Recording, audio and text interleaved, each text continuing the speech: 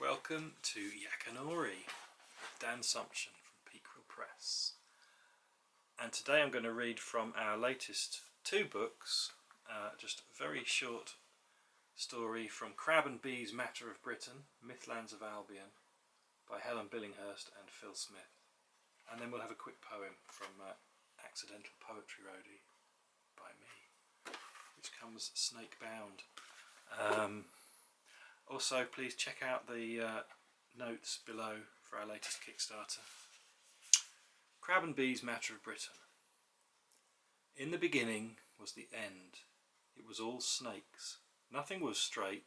The whole thing was forked from the start, because even then it could not make up its mind about what it should be. It was said that when the world began, that at its centre was the ford at Canley, close to the Coventry, not far from Canley Crematorium. The world was born at a ford. It started midstream, where water passes over a road. Not a road passing over water, or something like that. Maybe somewhere near where you are right now. Because centres are everywhere, like rhizomes or beginnings of beginnings. They ripple outwards from all over.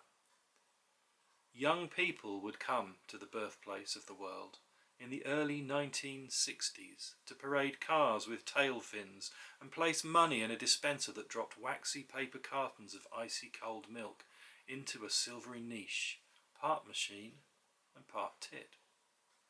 Trees were and are everywhere around the ford. They once hid dissolute kings from Puritans.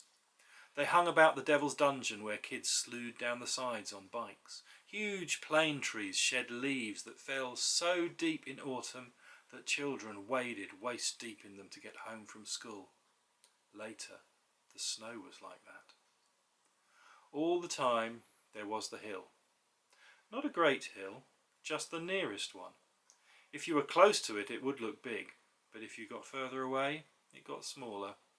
Coming back, it grew again, and everywhere else shrank back from it. So, right at the beginning of time, the hallucination of home and a delusion of belonging were hardwired in. The hill provided everything, and everything was curved. The hill was a curve. Streams of pure water curved down its sides. Cold, sparkly water snaked from its caves. The streams fed a curvy river that ran into a curvy sea full of eels and shoals of fish that moved in bends. In the beginning, it was all snakes, shoals, eels, bends and worms. Out from under the hill came everything, the metals, the patterns, the serpents, and the original tree, the plane, or maybe it was an ash by a spring, or maybe it was a solitary hawthorn.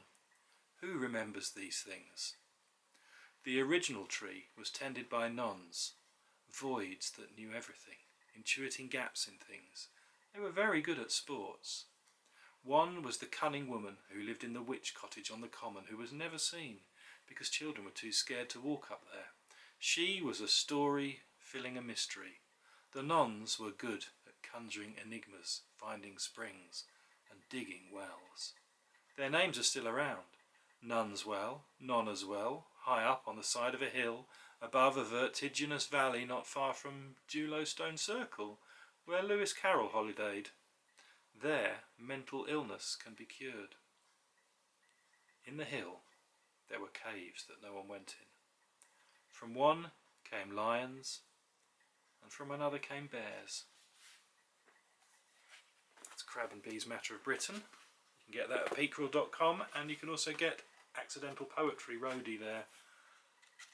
This is a poem called Yearn Clough. I think that Yearn Clough is a roughshod god who dances over Underhill and wets the brow of Yesod, over bridges formed of water, under skies of distant laughter. Bones protrude as stepping stones. This land overflows with love. I kneel and undergo. I must.